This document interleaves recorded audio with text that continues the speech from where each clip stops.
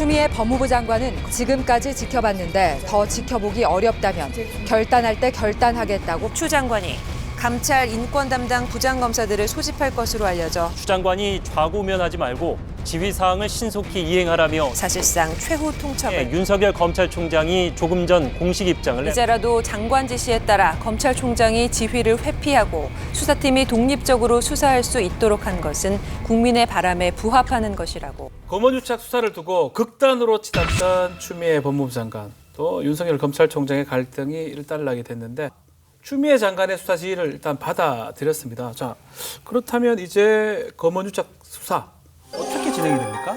네, 결과적으로 기존 수사팀 서울중앙지검이 계속 수사를 하게 됐고요. 예. 앞서 추미애 법무부 장관, 윤석열 경찰총장은 서울중앙지검으로부터 수사 보고만 받아라라는 취지로 수사 지휘권을 발동했는데 이 지휘가 사실상 관철된 겁니다. 이제 앞으로 네. 채널A 기자 이모 씨에 대해서 이제 수사팀이 조만간 구속영장을 청구할 거라는 게 대체적인 시각인데 영장이 발부될지가 관심입니다. 영장이 발부되면 공모 의혹을 받고 있는 한동훈 검사장도 아하.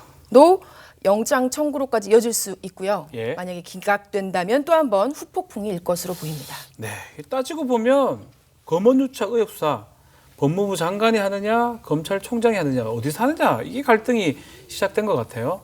근데 결국은요 서울중앙지검에서 맨 처음대로 수사를 진행하기로 정리가 됐습니다. 결론은 아주 단순한데 그동안 오간 상황들이 아주 복잡합니다. 시청자 여러분들도 많이 헷갈릴 거예요. 저희가 상황 정리를 좀 해드리겠습니다.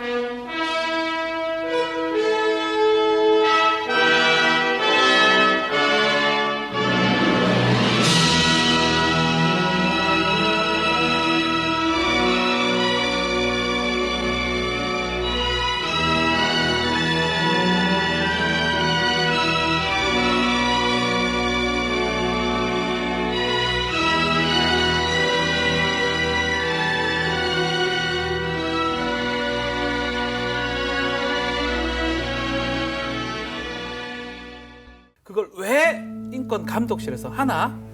윤리나 인권 문제가 아니잖아요. 대검 감찰부에서 수사하세요. 대검 감찰부에서 하라고? 아, 그럼 대검 인권부장이 사건을 총괄하고 조사는 중앙지검 인권감독실에서 하고 대검 감찰부가 같이 조사해. 뭐라고? 인권부장이 사건을 총괄한다고요? 분명히 내가 대검 감찰부가 총괄하라고 했잖아. 내 지시를 어기고 지시 절반을 잘라먹고 장관 지휘를 겸허히 받으면 좋게 지나갈 일을 지휘랍시고 이런 식으로 일을 꼬이게 만들었네. 다시 한번 지시하는데 대검 감찰부에서 직접 하라고 배당하라고. 거참 안 통하네. 그럼 대검 감찰부에서 수사해야지 뭐. 에이.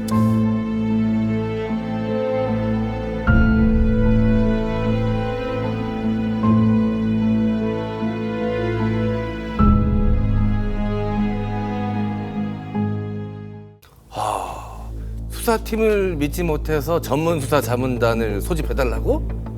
그럼 소집해야지. 얼른. 뭐라고? 전문 수사 자문단을 소집한다고? 아니 수사팀에서 끝나지도 않은 걸 수사 자문단이 그걸 들여다본다고? 감히 내 앞에서 법 기술을 부려? 당장 전문 수사 자문단 소집 중단하고 하나 더! 윤석열 총장은 수사팀 지휘도 중단하라고 해 빨리! 아니 이게 아니 내가 총장인데 수사 지휘에서 빠지라고? 나참 거참 이렇게 순순히 받을 순 없지.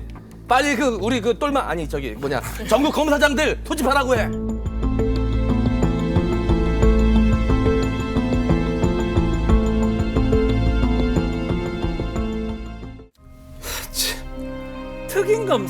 특임검사 무슨 특임검사?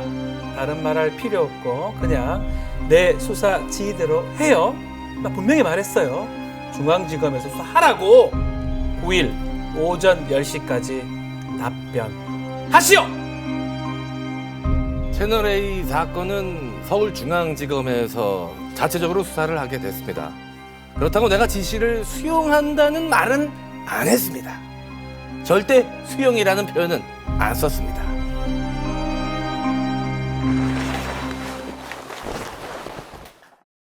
자, 윤석열 총장이 결국 수사 지휘를 받아들였습니다. 거듭된 추미애 장관의 수사 지휘에 윤석열 총장이 사퇴할 것이다 이런 말들이 많았어요. 이게 수용을 할 것을 예상했는지 한번 볼까요, 두 분? 사실은 윤석열이란 이름을 전 국민적으로 각인시켰던 것이 지난 2013년 국정원 대선 개입과 관련된 국정감사장이었습니다. 당시 서울중앙지검장이 이제 조윤곤 중앙지검장이었는데 여기에 이제 조윤곤 지검장이 앉아 있는 상태에서 야당 도와줄 일 있냐 이런 이야기를 남겼습니다. 그리고 여기에 대해서 당시 새누리당 정가윤 의원이 뭐 사람에게 충성하느냐 이런 질문에 대해서 사람에게 충성하지 않는다라는 답변을 남겼고 네. 여기서 어떤 올곧은 검찰의 모습을 보였습니다. 그리고 나서 사실상의 좌천성 인사라고 할 수가 있는 2014년에 대구 고검으로 이제 발령이 났고 2016년에도 또 한 번 좌천성 인사로 볼 수 있는 대전 고검으로 또 발령이 났습니다. 근데 이런 좌천성 인사를 받았을 경우에 보통은 사임하는 경우가 많거든요. 옷을 벗죠. 네, 보통 옷을 벗으라는 신호로 들릴 수도 있는 거고요. 네. 그런데도 불구하고 사퇴하지 않았다라는 것은 일단은 그 조직 자체를 쉽게 벗어나지 않는 사람으로 보입니다. 그리고 더군다나 지금은 검찰총장의 자리에 있습니다. 그 이후에 검찰의 직위가 없어요. 그러니까 마지막 자리이기 때문에 쉽게 사퇴는 하지 않을 것이라고 저는 생각합니다. 어떻게 보십니까? 추미애 장관이 결국은 죽을 것이냐, 사퇴할 것이냐, 아니면 무릎을 꿇을 것이냐 두 가지 최후 통첩을 했을 때부터 사실 여러 가지 의견이 나왔었는데 저는 이제 그날 저녁에 독립적인 수사본부 구성을 제안할 때부터 사퇴는 하지 않겠구나라고 생각을 했습니다. 그래서 병조호란 때 남한산성에서 최명길과 그 김상원이 싸울 때 그런 얘기가 나오죠. 네. 죽어서 사는 길을 선택할 것이냐, 아니면 살아도 죽는 길을 선택할 것이냐. 최명길 사실은 지금 이 선택을 한 게 결국 사는 길을 택했지만 정확히 얘기하면 살아서 죽는 길을 택했구나. 뭐 이렇게 좀 생각을 했습니다. 그러니까 결국은 자신의 권한을 어떤 뭐 검찰총장으로서의 권한을 내려놓지만 임기는 끝까지 마치겠다는 사는 길을 선택한 허울 좋은 사는 길을 선택한 것이다 이렇게 생각합니다. 죽어라 이 말입니까? 뭐 본인의 판단인 거죠.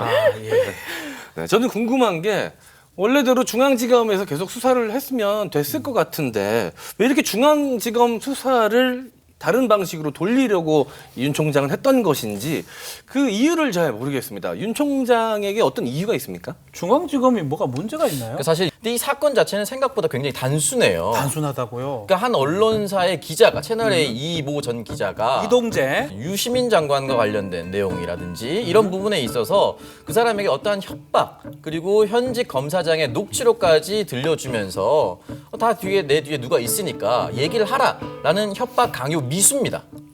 이 간단한 사건을 둘러싸고 이 현직 검사장이 흔히 말하는 윤석열 총장의 최측근이지 않습니까? 네. 그러다 보니까 이 부분에 있어서 죄 식구 감싸기라는 이야기가 나올 수밖에 없는 거예요. 간단한 사건을 두고 이렇게 계속해서 서울중앙지검에서 맡기지 마라, 하지 마라 라고 얘기하는 것. 또 하나가 이 이동재 전 기자의 변호인이 또 한 번 주진우라는 변호사인데 윤석열 총장이 또 최측근으로 불리는 검사였고 이런 부분들이 이제 점철되면서 결국은 제 식구 감싸기 하기 위해서 서울중앙지검을 배제하려고 했던 것이 아니냐. 왠지 서울중앙지검은 좀 원칙대로 수사할 것 같다 이 말씀인가요? 그런 느낌인 것이죠. 근데 중요한 것은 서울중앙지검이 그동안 수사를 해오면서 외압을 했다든지 증거를 조작하려고 했다든지 뭐 한동훈 검사장에게 부당하게 뭔가를 하려고 했다든지 이런 것들이 나오지 않았습니다. 그럼에도 불구하고 제동을 걸었다는 자체가 의아스러운 것이죠. 황 부대변인은 다르게 볼 것 같은데요. 결국 이거를 키운 것은 검찰 스스로와 주변에 있는 정치권들이었다. 결국은 중간중간 분명 갈등이 드러났습니다. 그러니까 뭐 중앙지검에서 그 해당 기자에 대해서 구속영장 청구 방침 보고하니까 대검에서 일단 그런 명장에 명시된 범죄 사실 보고하라고 했는데 불응했고요. 중간에 아까 수사자문단 얘기 나왔지만 수사자문단 구성에 있어서도 추천하라고 했는데 불응하고 이런 부분들 그리고 수사지휘권 법무부에서 작동한 부분 이런 부분들이 서로 간의 감정 싸움으로 만들고 정치권에서는 또 이걸 갖다가 법무부와 윤석열 총장 간의 갈등으로 이렇게 좀 비화시켰기 때문에 문제가 여기까지 왔다 이렇게 생각합니다.